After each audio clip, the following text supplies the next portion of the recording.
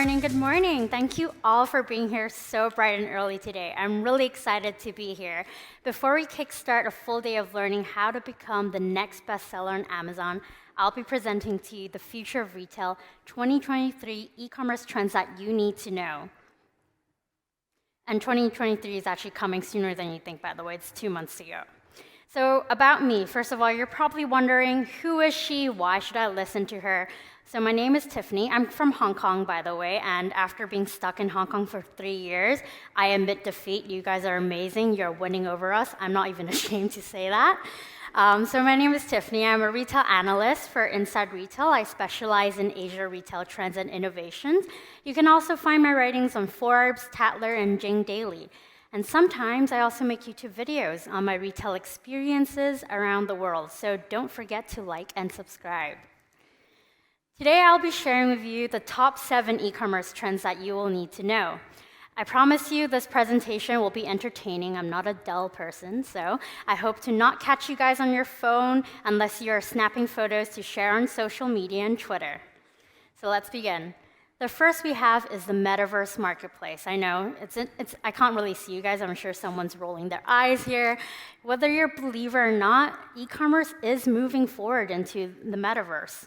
So what is the metaverse exactly? For some who don't know, it's basically virtual worlds it's not goal-oriented or a game exactly. It's a virtual dimension where people exist as their digital avatar to socialize and interact with each other. So when I mention the brands Burberry, Nike, Zara, Dior, etc., you might be thinking I'm listing brands that are in a shopping mall, but actually these brands have already been embracing metaverse and even buying land in the metaverse to open up shop. And for you, you might think it is kids' play, but actually people who are from 13 to their late 30s, like kidults, are all now existing within the metaverse.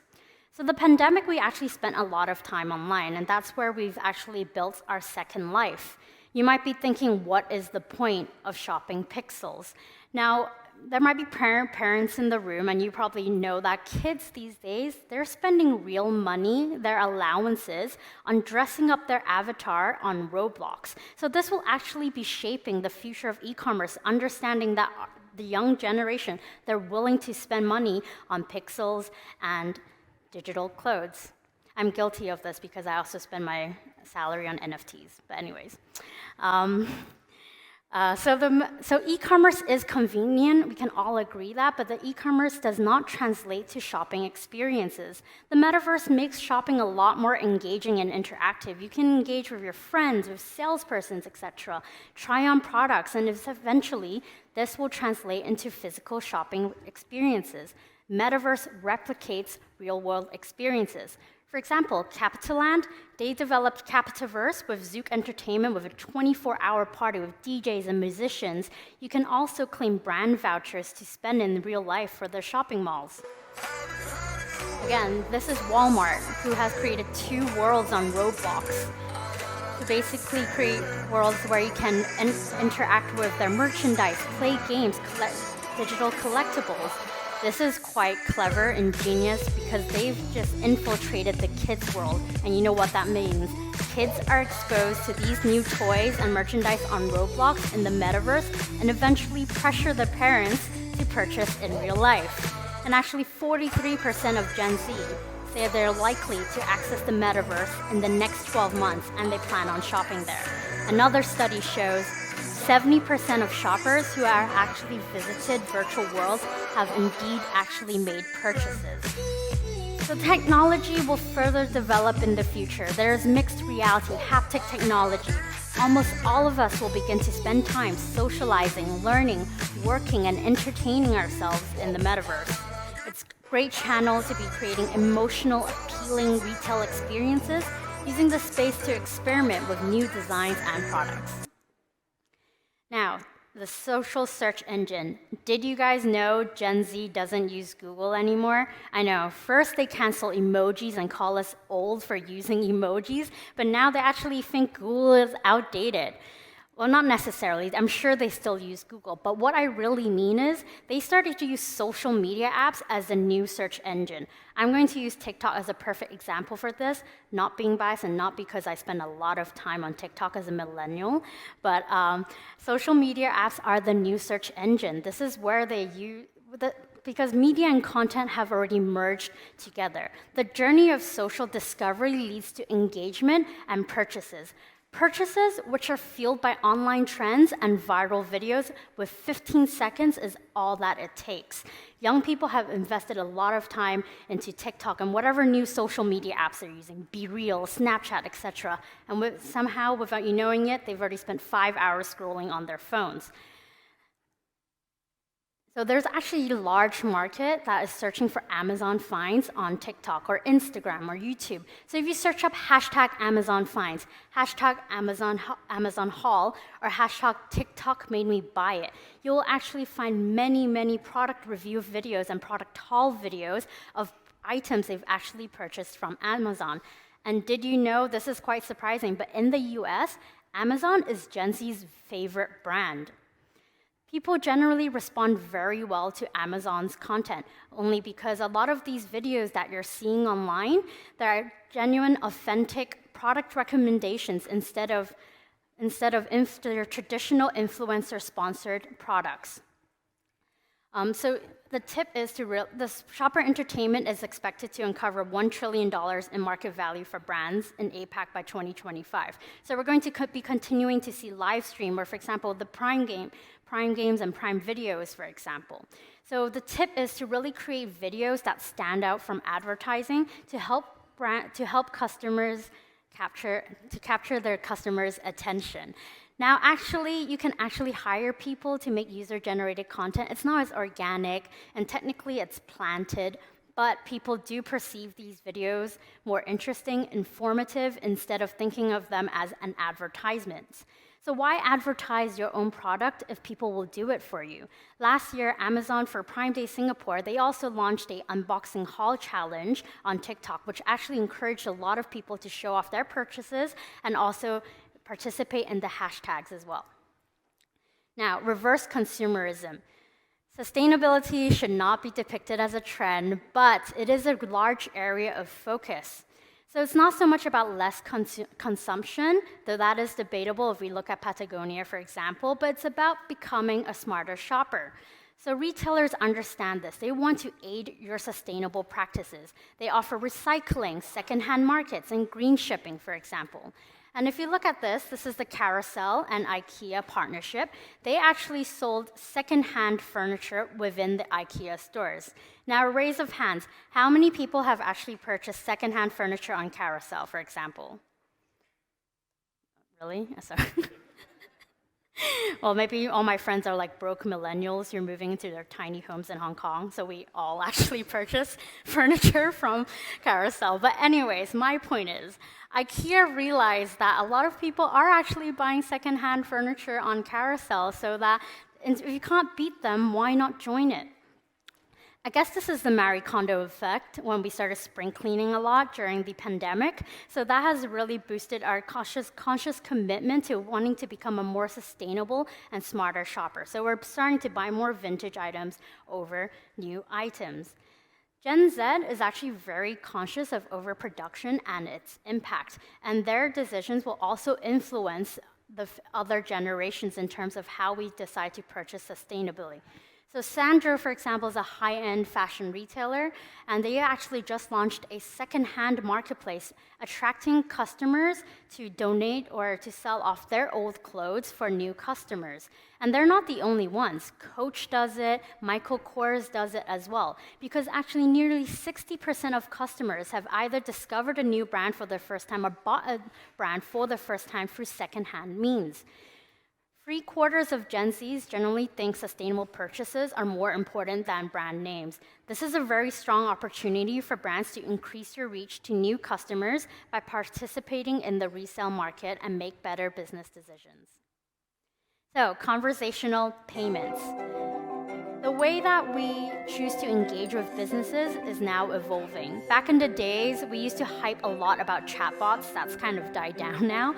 Customers have now decided to move back to the basics, to human conversations and purchasing with natural language.